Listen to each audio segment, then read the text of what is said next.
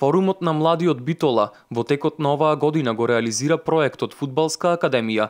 Во рамките на овој проект учество земаат над 40 деца од градот на возраст од 8 до 9 години, а академијата во моментот се спроведува во спортската сала на основното училиште Ѓорги Сугарев. Целта е да се вклучат во фудбалските активности, односно да тренираат и деца кои што се од ранливи категории и пред се од мешан етнички состав, и така да ова е прв ваков проект кај нас во Битола и се надеваме дека ќе биде долготраен. Од форумот на млади информираат дека проектите од ваков вид ќе се реализираат и во иднина. Се надеваме дека со нашиот партнер од Германија, односно соработници од Фудбален Рома, дека понатаму ќе исто така ќе го прошириме овој проект и дека ќе успееме да реализираме исто така и нови проекти.